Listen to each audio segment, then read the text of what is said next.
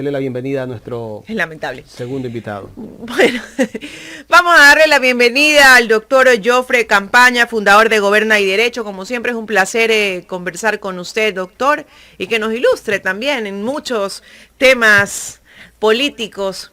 Gracias por aceptar esta invitación. Buenos días, muchísimas gracias a ustedes.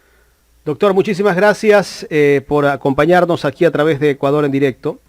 Voy primero con el tema de esa reforma constitucional por el caso de las Fuerzas Armadas que está pidiendo el gobierno a la Asamblea. El presidente de la República, pues hace pocos días fue a la Asamblea y entregó ya su proyecto de reforma. ¿Hasta qué punto esta reforma puede ayudar a resolver los problemas de inseguridad que tiene el país? Ya le fue lanzando por ahí una perla a los asambleístas el presidente Guillermo Lasso, que tienen que apoyar esa reforma. Si no apoyan esa reforma, están del lado de los narcopolíticos.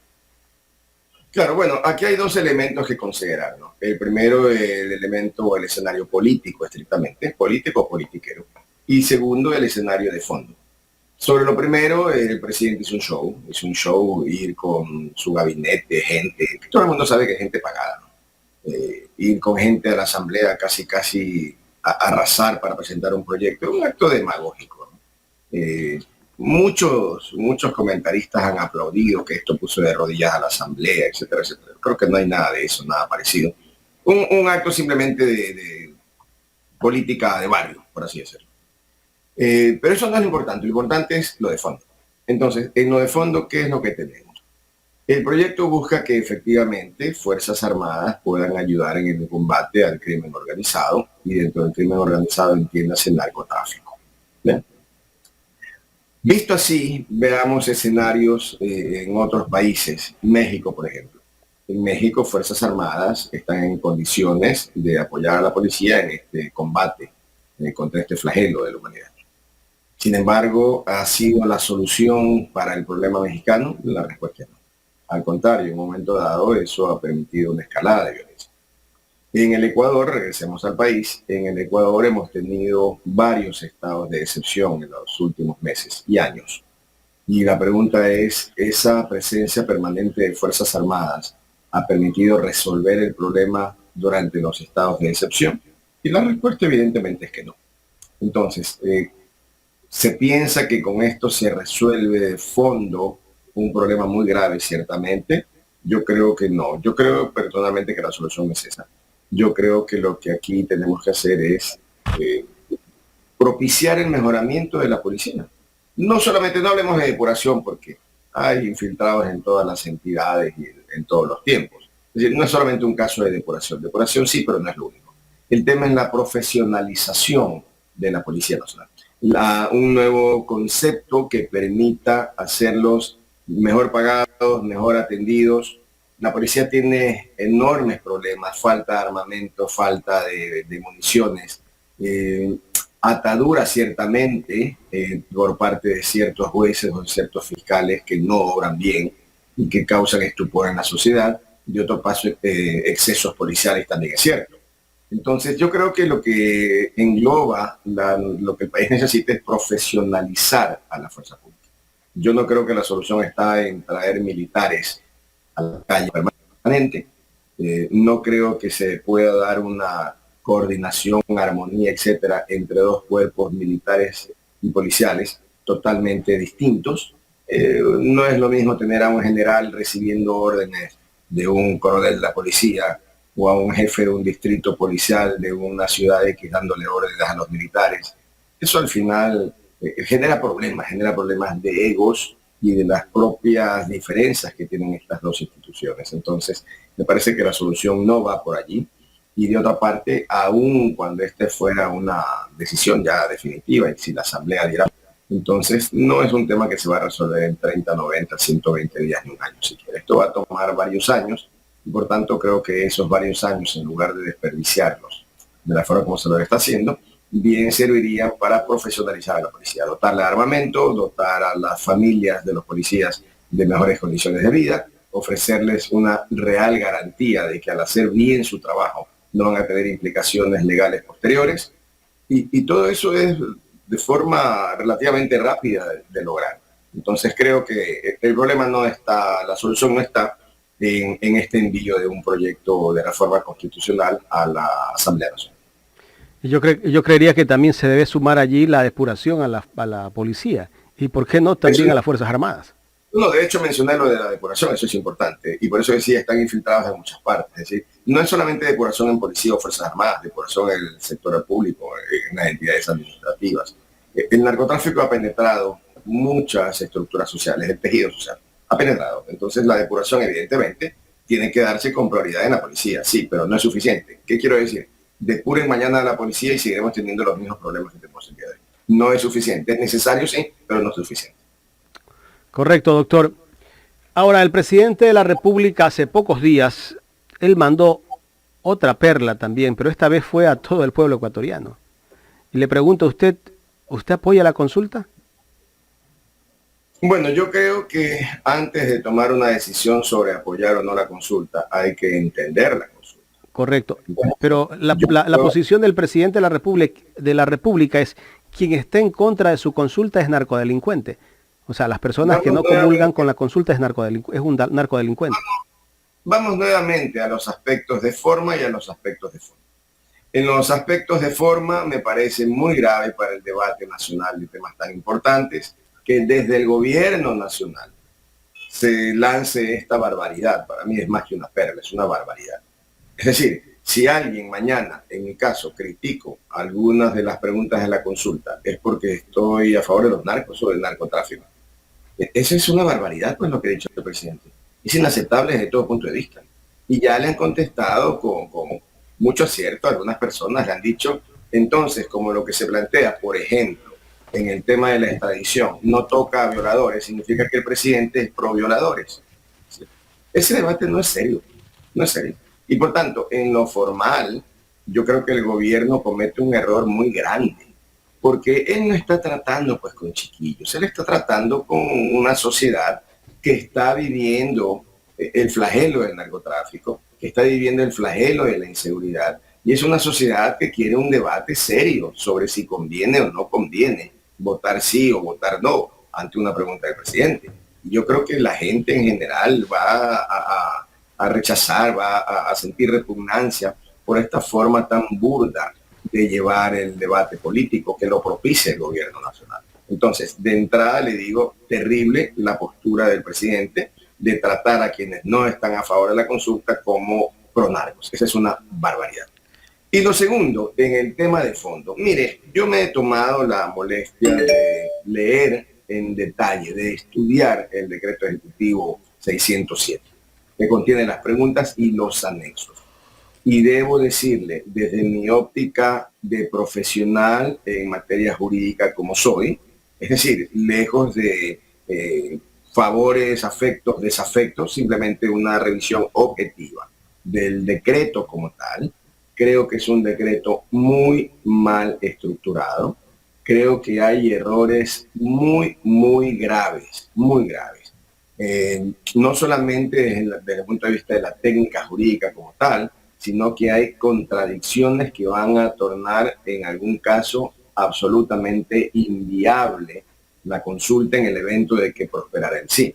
Y le pongo un ejemplo muy sencillo. Lo que hemos vivido hace poco con el Consejo de Participación, que los destituyen, que no los destituyen, que presentan acciones constitucionales, que nombran un superintendente de bancos, que queda sin efecto el nombramiento por una acción de protección, etcétera, etcétera, etcétera. Ese caos institucional, jurídico institucional, se va a profundizar si las reformas pasan. ¿Por qué? Porque le están pasando en definitiva las competencias de un órgano colegiado, que es el Consejo de Participación, se las están pasando a la Asamblea Nacional, que es un órgano esencialmente político y en el que la negociación política es no solamente que lícita, sino necesaria. Entonces están enviando de un concepto del Consejo de Participación, en principio técnico, de selección de personas para los altos cargos del país, contralor, etcétera, etcétera, se le están pasando a la negociación de un ente político que es la Asamblea. Y por tanto, si el propio presidente y muchas personas de opinión dicen que la Asamblea es el desastre en el país, que nunca hemos tenido una Asamblea tan mala como esta, que la Asamblea tiene un bloqueo permanente contra el gobierno. La pregunta es, señores, ¿y cómo es que le pasan a ustedes la responsabilidad de designar a los cargos más importantes de este país a esa Asamblea desprestigiada, política en su esencia, como corresponde? ¿Para qué? Para que se negocie entonces a través de votos o prevenda su dinero los nombramientos de Contralor, Defensor del Público, etcétera, etcétera. Es una barbaridad.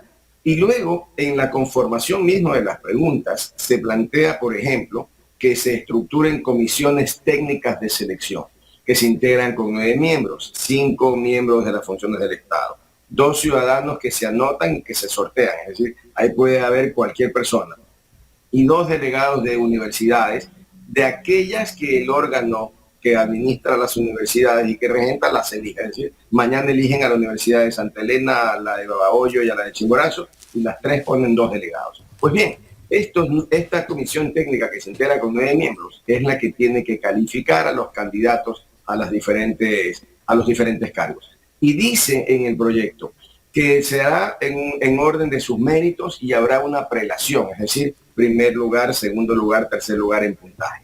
Y luego menciona que se enviarán las ternas para la Asamblea. Uno entendería de la redacción que tiene que elegirse el que tiene mejor puntaje, ¿no? Pero no, le dicen a la Asamblea, usted elija de la terna al que quiera. Pero luego, en lo más grave de las contradicciones, en el mismo artículo que regula esto, le dicen, la Asamblea será la que designe a los 9 miembros de los comités estos. Entonces, de una parte dicen 5 de las funciones del Estado, 2 de la ciudadanía, 2 de las universidades, y en el inciso final será la Asamblea la que nombre a los 9 miembros. ¿Quién entiende esas barbaridades que han presentado? No se explica, no hay... Doctor, no hay entonces, ¿cuál sería el fin de quitarle esta competencia al Consejo de Participación Ciudadana por parte del gobierno? Y le pregunto cuál es el fin, porque sabemos que el actual presidente del Consejo de Participación Ciudadana ha comulgado con el gobierno, sabemos la forma en que él llegó a esa presidencia. ¿Cuál sería el objetivo final, por así decirlo? Es inentendible, es inentendible. ¿Qué quieren? Yo no sé si están buscando generar un caos mayor, no lo sé, porque ninguna persona en su sano juicio hoy, si considera que la Asamblea es la peor institución pública del Ecuador, ninguna persona le entregaría a ese organismo, que es lo peor que hay en el Ecuador, le entregaría una facultad que es importantísima. ¿Quién puede entender? Es que es inentendible. Es parte, digo yo, de una compra de tiempo. Yo creo que el gobierno compra tiempo metiéndonos en una discusión estéril al final del día. Compra tiempo para poder mantener a las actuales autoridades que tiene, que en la mayoría de los casos, digamos que comulgan con ellos. No. Yo creo que compra tiempo es para que cada día se acerque más el cambio de gobierno y puedan irse. Yo lo que creo es que es un gobierno tan desorientado, tan intrascendente al final, que me parece que ellos están, y yo pongo un ejemplo ahora en época de fútbol, un equipo está perdiendo 9-0 en la cancha y van apenas 20 minutos del segundo tiempo. Pues ese equipo que está perdiendo 9-0 quiere que el partido termine, ya. Entonces empiezan a lanzarse, a hacerse los lesionados, se hacen expulsar, etc. Aquí está pasando algo parecido. Es un gobierno que va perdiendo en su gestión por goleada. No hay nada en el norte que sea visible para transformar para bien la vida de los ecuatorianos, y entonces están desesperados ya porque esto termine. Y para que termine deben entretenernos, ¿no? Entretenernos con unas consultas que no cambian significativamente nada en el país. Doctor, ¿podríamos evaluar o simplificar en palabras sencillas el gobierno del presidente Lasso en este 2022 que ya está a semanas de terminar? Yo tengo un calificativo para el gobierno, es un gobierno intrascendente. Es decir, mire, los pilares de la democracia, ¿cuáles son? De una parte, un sistema judicial que funcione. Hoy día usted va a los pasillos de las Cortes de Justicia en Guayaquil, o de lo que llaman los complejos judiciales. Vaya al complejo de Valdivia o vaya al complejo de la Florida. Usted entra a los edificios y no le exagero, hay excrementos en el piso.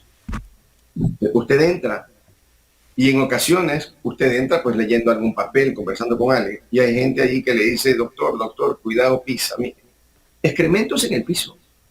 No hay contratación de servicios de limpieza en ninguno de los complejos judiciales de la ciudad de Guayaquil. Y han pasado, ¿de quién es la culpa? ¿Del Consejo de la Judicatura? ¿De la Asamblea? ¿Del Gobierno Nacional? Es decir, no puede ser que el sector más importante del país, el sector justicia, esté abandonado a su suerte. Y además en un cúmulo de corrupción que es impresionante. Luego, sigamos con eso. Ministerio de Educación con los hospitales públicos en general. Usted vaya a los centros de salud del país, cualquiera, siguen siendo los mismos que teníamos en el 2021, 2020, 2019, 2018, 2017. Son lo mismo, la misma ineficiencia, exactamente igual. ¿Y eso de quién depende? Ministerio de Salud, Gobierno Nacional. Vamos a otro escenario vital para la ciudadanía, educación. Vaya usted a la generalidad de colegios públicos del país y dígame si los colegios funcionan. ¿Tenemos ya una transformación educativa? ¿Tenemos un nuevo mecanismo? No. ¿De quién es la competencia? Ministerio de Educación. Vamos en algo que también es trascendente. Universidades públicas del país. ¿Han mejorado en su conjunto las universidades? No. Los chicos que se gradúan siguen teniendo la opción de elegir su carrera. No la tienen porque no hay cupos suficientes. Pero si el gobierno lo ofreció. Y mientras tanto hay un desarrollo importante, pregunto, en carreras técnicas para que los chicos adolescentes que no pueden todos ser médicos ni ingenieros, pues, no todos pueden ser médicos, ingenieros, abogados. ¿Hay una alternativa en carreras técnicas? No, no hay nada de eso. Entonces, cuando usted contempla sector justicia, sector salud, sector educación, sector proyección u oportunidades para la gente joven, usted se pregunta, ¿cuál es la calificación del gobierno? Y la calificación es 0, pues pierden el año. Entonces uno se pregunta, ¿qué es lo que ha hecho el gobierno en el 2022? Y la respuesta es simple, intentar vender el Banco del Pacífico que no le funcionó. Tener mucha publicidad sobre la desnutrición infantil no sea ningún paso importante. Subir el precio de la gasolina, que eso sí se logró. Luego, tener las mesas de diálogo para calmar al sector indígena con un costo de decenas, si no cientos de millones de dólares. ¿Transforma eso al país? No. Entonces, y luego, ¿cuál es el balance? El combate del déficit. ¿De qué le sirve al ecuatoriano que se está muriendo en los hospitales públicos y el Ecuador tenga más o menos déficit?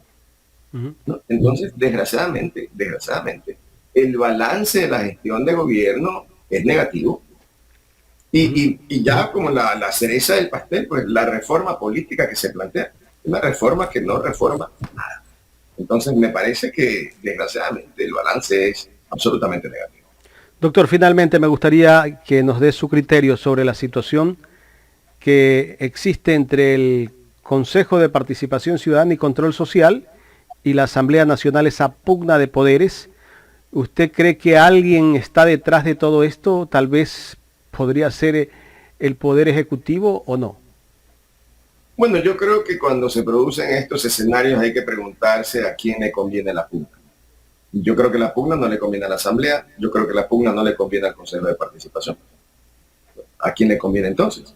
Y luego el manejo que se ha hecho, lamentable, de la justicia, con jueces de pueblos, para resolver problemas políticos, me parece a mí una barbaridad. Es decir, esa es la destrucción del sistema judicial. No es aceptable. Pero mire, además, y permítame que en esta línea, ¿no? Lo que acaba de pasar con María de los Ángeles Duarte, porque esto es de ayer, ayer por la mañana, me parece, es terrible, pues. Y no se trata de María de los Ángeles Duarte. Yo he sido un crítico del correísmo, he sido un crítico de María de los Ángeles Duarte en su gestión. Pero no es posible que si un gobierno como el de Argentina, nos guste o no, el gobierno argentino, califica las causas de un asilo político y lo concede. No es posible que el gobierno ecuatoriano le diga, yo no acato lo que ustedes hacen. Esto está como cuando un juez dicta sentencia y el gobierno dice, yo no acato su sentencia. Y luego viene otra sentencia y dicen, no, como esta me conviene, esta sí la acato. Están destrozando la seguridad jurídica. Y no es posible que eso pase. El Ecuador es signatario de una convención de asilo diplomático del año 1954. Y la convención de asilo diplomático dice que cuando hay una persecución se puede solicitar asilo. ¿Quién califica si hay persecución o no? El país que persigue, supuestamente. No, pues, es un país extranjero que tiene la capacidad de determinar si hay o no persecución en otro. Acá en el Ecuador, María de los Ángeles Duarte pues dice que la persiguen, bien o mal, verdad o mentira. Ella solicita un asilo diplomático en la Embajada de Argentina. La Embajada de Argentina recibe la solicitud, la estudia, le notifica al gobierno ecuatoriano, le pide explicaciones, le dice deme su versión y en función de eso resuelve. Es decir, se convierte en el juez de alguna manera, porque así lo ordena la convención. Y esa convención faculta a que en este caso Argentina diga si hay o no motivos de asilo. Argentina dice sí, hay motivos de asilo, por tanto, el gobierno ecuatoriano permita la salida del Ecuador de la señora Duarte, que se viene para la Argentina. ¿Qué tiene que hacer el Ecuador? Permitirlo. Y eso Doctor, es lo que se llama doctor, pero Ecuador se escuda en la Convención de Caracas y hace un poco alusión a los tiempos. Hace alusión en el 2020 que ella ya estaba sentenciada. Es ahí donde nos queda la duda, efectivamente, en qué fecha se le concedió el asilo, que ya se lo concedió el gobierno de Argentina. Entonces, ahí de pronto tenemos una disyuntiva o un desfase en lo que considera Ecuador los tiempos de... Porque efectivamente Argentina no tiene que pedirle permiso a Ecuador para conseguir un asilo, ¿no? No, se lo explico. Aquí no importa si hay sentencia o no hay sentencia. Lo que se califica es si existe o no persecución. Mire, vamos a suponer que el Ecuador no fuera Ecuador, sino que el Ecuador fuera Venezuela. Una dictadura. Y entonces cogen a un señor X, le inventan un proceso penal, porque es molestoso para ese país, para Venezuela en el caso de un político. Le inventan un proceso penal y lo sentencian. Y pensemos que este señor entonces va a la embajada de un X país que ha firmado la convención y dice, señores, yo he sido sentenciado por unos jueces, pero yo no he cometido ningún delito, esto es una persecución política. Y entonces, el país a quien se solicita el asilo, que se llama el Estado requirente, es ese país el que decir, a ver, vamos a ver, en Venezuela, ¿hay independencia judicial, sí o no? ¿Hay separación de poderes, sí o no? En el caso concreto de esta persona, ¿hay motivos o no motivos de un procesamiento penal? Y cuando analizan, le preguntan al gobierno de Venezuela, dígame usted qué opina, gobierno. Y el gobierno, a través de la Cancillería, contesta diciendo, no, pero eso lo quito. Este señor no está perseguido político, es un delincuente, mire, aquí está la prueba, Eso se envía al Estado requerente, a donde se está pidiendo asilo, y sus abogados, su Cancillería, revisan las dos tesis. ¿Quién tiene, según la convención, que resolver? El Estado requerente. En el caso concreto, regresemos al Ecuador, ¿hay una sentencia? Sí. Hay gente que dice que es persecución política. Hay gente que dice que no, que es una delincuente común. Bueno, ¿quién decide si es delincuente común o persecución política? El gobierno de Argentina, pues porque eso es lo que la convención ordena.